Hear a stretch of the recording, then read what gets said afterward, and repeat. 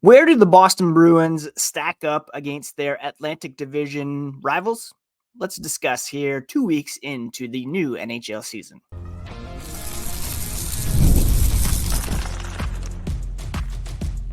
You're Locked On Bruins, your daily podcast on the Boston Bruins, part of the Locked On Podcast Network, your team every day. What is up, Bruins fans, and welcome back to the Locked On Boston Bruins podcast. I'm your host, Ian McLaren, and this is a daily show where we discuss all things Spoked B. Today is Tuesday, October 22nd, and I want to thank you so much for making Locked On Bruins part of your daily routine. Free and available on your favorite podcast app and on YouTube, part of the Locked On Podcast Network, your team every day. And today's episode is brought to you by FanDuel. Place your first $5 bet and you'll get started with $200 in bonus bets guaranteed. Visit FanDuel.com to get started. And before we get started, a quick reminder, you can find the podcast on social media at Locked NHL Bruins. And you can find me, my hockey thoughts, dad jokes at Ian C. McLaren. Today is Frozen Frenzy Day, meaning all 32 teams will be in action beginning at 6 p.m. and following with staggered starts 15 minutes apart. So the Bruins game tonight against Nashville is set to begin at 8:45 p.m. It's a cool idea. I would have preferred it to be on a Saturday so you can spread them out, start at noon, and spread them out a bit more. I also don't love it from a fantasy perspective because you have to bench somebody, but that's just my own personal preference. Before we preview that game tonight, though, it's Tuesday, which means it's Power Rankings Day here on Locked On Boston Bruins, where we look at now, this time of the year, we'll look at the Atlantic Division. We'll start to look at the East as a whole as the season progresses, and we start to look at wildcard matchups, but we'll focus mostly on the Atlantic Division for now, the top four teams, as well as the bottom four teams. I know on the podcast, I like to get into some deeper stats and shot attempt differential, shot differential, save percentages, shooting percentages, etc. But for the purpose of the power rankings, I like to just look at point percentage to begin. And that is the amount of points a team has earned based on all available points to date. So, for reference, the Bruins have played 6 games. That's 12 possible points up for grabs, and they have earned 7, which is a point percentage of 0.583. Where does that put them? Well, spoiler alert, they're outside the top 4 at the moment. Let's just begin at the top. Right now, the top team in the Atlantic by several metrics is the Toronto Maple Leafs. They're 4-2 through 6 games, 8 points. That's a 667 point percentage. They've earned about 2/3 of total possible points. Not only that, but they also have a division leading +7 goal differential that was boosted by a 5-2 win over the Tampa Bay Lightning on Monday, the lone game in the NHL last night. Toronto has looked pretty good so far this season, backstopped by Anthony Stolarz. Joseph Woll has yet to make his season debut for this team. I thought that could be an area of weakness, but if you know fantasy hockey, the kind of the 0G approach where you really minimize the need for like an elite level goaltender, traditional elite level goalie like a Connor Hellebuck or a Jeremy Swayman or Andrei Vasilevsky. We saw Stolarz versus Vasilevsky last night. Vasilevsky yanked. Stolarz plays strong. You can succeed with that approach, although it's not necessarily a tried and tested approach. We'll see how it plays out for the Maple Leafs. They're obviously very loaded up top on defense. And so right now they're the number 1 team, but they're followed closely by the defending Stanley Cup champion Florida Panthers. They've played 7 games.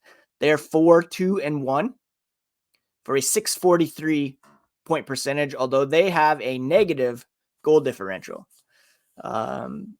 which is interesting. Still, they're 2 points ahead of our Boston Bruins, 3 ahead of Tampa and the 4th place team that we'll name here in a moment. So those are your top 2 teams in the Atlantic at the moment. Not really a surprise, I don't think. Most people had Florida penciled in as a strong contender once again, and they've been playing without Alexander Barkov and Matthew Tkachuk, the former coming back in a couple weeks. The latter will, I think, be playing tonight for Florida, Tkachuk making his return.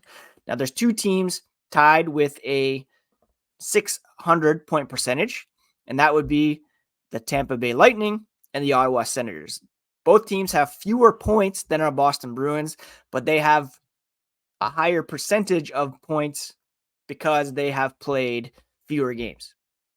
Tampa, Ottawa have only played 5 games each. They're both 3-2 for 600 point percentages. Tampa has a +3 goal differential despite losing last night to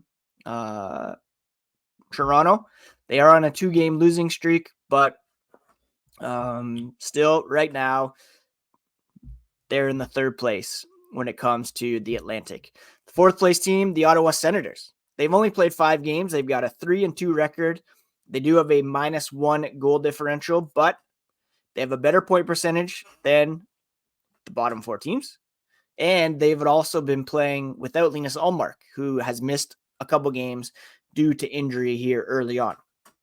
So if you're looking at point percentage, you might want to give the Bruins the benefit of the doubt because they have a +1 goal differential. They're one of only 3 Atlantic teams with positive goal differentials.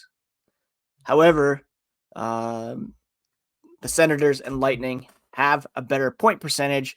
Therefore, I'm putting them in 3rd and 4th, respectively, meaning the Bruins are currently outside the top 4 here in the Eastern Conference. If you look at point percentage in terms of the entire Eastern Conference, the Bruins would be outside the playoff picture at the moment, just behind the New York Islanders. Yes, they have 7 points, which is good for 5th most in the East, but they've played 6 games, which is more than some other teams, and have not earned an equal share of possible points.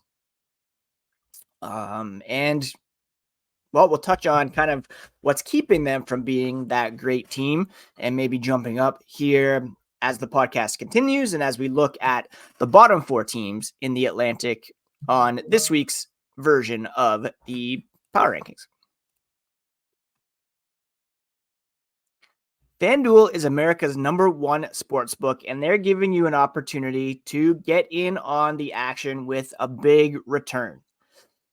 Right now, you can get started with $200 in bonus bets guaranteed when you place your first $5 bet. And when you get a hunch in the middle of the game, you can check out the latest stats, view live play-by-play so that you can make the most informed decisions when you're using those bonus bets. So for instance, if you want to take a look at the Bruins Predators game tonight, you can put $5 down on the over-under, which is currently set at 5.5. And you'll get $200 in bonus bets guaranteed by placing that $5 bet. That's FanDuel.com, America's #1 sportsbook.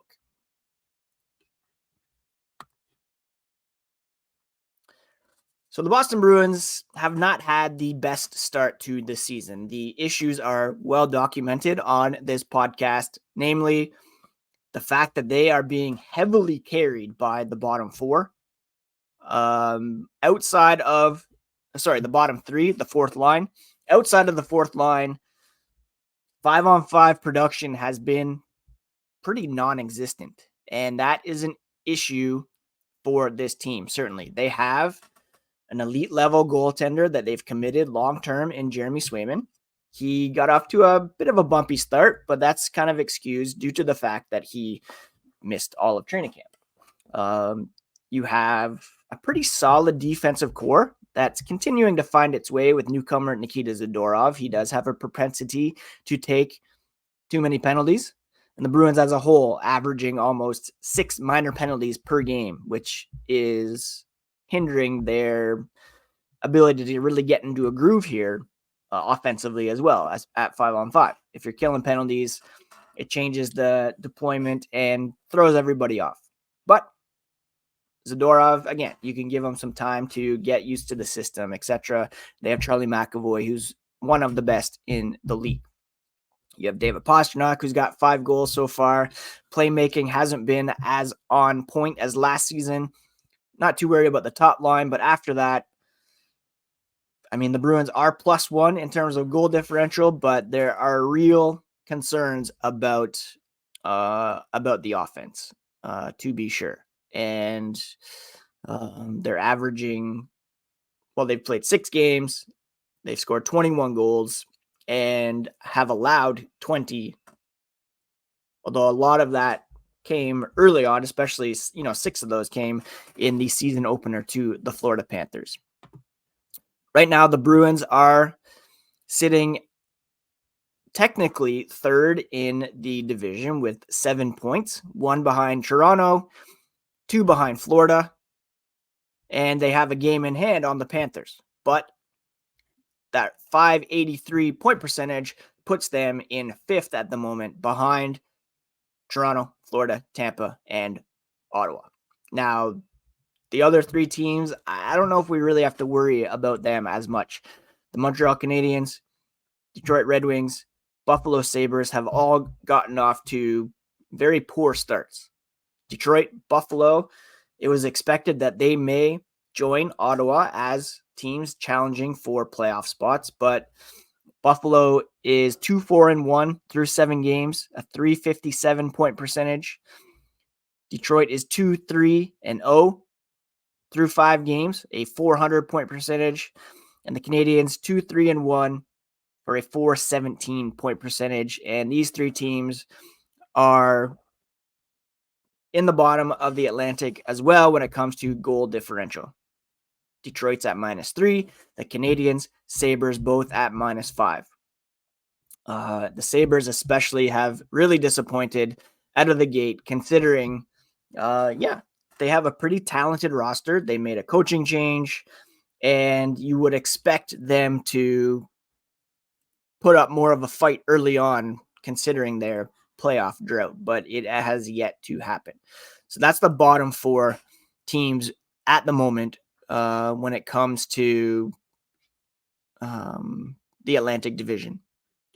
We can briefly take a look at the Eastern Conference as a whole, because we know there is a crossover when it comes to who makes the playoffs. It's very early to look at the playoff picture, but if we're to look at it right now, the Bruins, as I mentioned, are outside the top 8 in the East when it comes to point percentage. In fact, 3 of the top teams in the East all come from the Metropolitan Division. You have the Rangers, who are 4-0-1 with a .900 point percentage. The surprising Washington Capitals are 3-1 through 4 games with a .750 point percentage. The New Jersey Devils have played 8 games already, but they're 5-2-1, a .688 point percentage.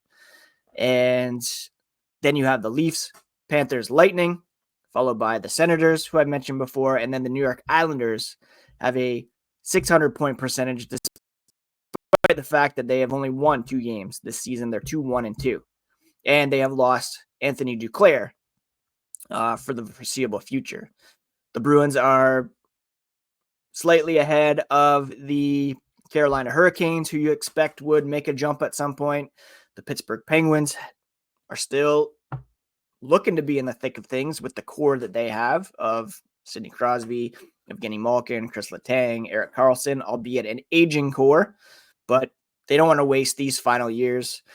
And then after that, you have the Canadiens, the Columbus Blue Jackets, Detroit Red Wings, Buffalo Sabres, Philadelphia Flyers. So the Bruins right now are kind of a middle of the pack team, a bubble playoff team with certainly a lot of work ahead of them in order to secure, a top 3 spot in the Atlantic, or at the very least, a wild card spot. Now we can briefly take a look at some of the underlying stats where the Bruins rank in terms of shot attempt differential. 5-on-5, they rank 28th. In terms of shot differential, 5-on-5, they rank 27th. When it comes to high danger attempts, the Bruins are slightly better. They actually much better. They rank 7th. So that kind of fits in with Jim Montgomery's system. He's not as concerned with shot volume as he is with high danger opportunities. And the Bruins, to their credit, have generated some high danger chances compared to the opposition. Actually, sorry, I was looking at that in reverse. The Bruins actually rank 26th when it comes to generating high danger opportunities. So scratch what I just said. All the underlying numbers are not in the Bruins' favor. And when you look at expected goals, which is looking at kind of all the different factors when it comes to the amount of attempts, the location, the Bruins currently sit in 25th. Expected goals, 5-on-5. They do have a 12.38 shooting percentage at 5-on-5, which is good for 4th, meaning if a line other than the 4th line does not start contributing sometime soon, this team could be in serious trouble. The Bruins' success so far has been boosted by Mark Kastelic, Johnny Beecher, Cole Koepke. To their credit, they've played fantastic. And obviously, most of their minutes are 5-on-5. They've made good on those opportunities, but that's not sustainable. If the Bruins can't get more regular offensive production from players other than those 4th line guys, then it could be an issue sooner than later, especially if they don't stay out of the box with more regularity. So right now, the Bruins kind of a middle of the pack team outside the top 4 in the Atlantic, where you don't want to be. The Senators will be getting Ullmark back, I believe, tonight. So that will be a big boost for them. And as we'll discuss here as the podcast continues, the Bruins will be playing a very desperate Nashville Predators team tonight, which, as we saw last week with Colorado, could go either way. We'll discuss that here as the podcast continues.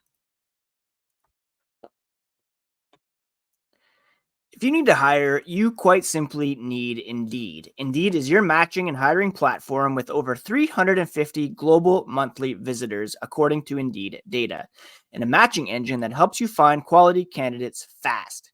Ditch the busy work. Use Indeed for scheduling, screening, and messaging so you can connect with candidates faster. And Indeed doesn't just help you hire faster.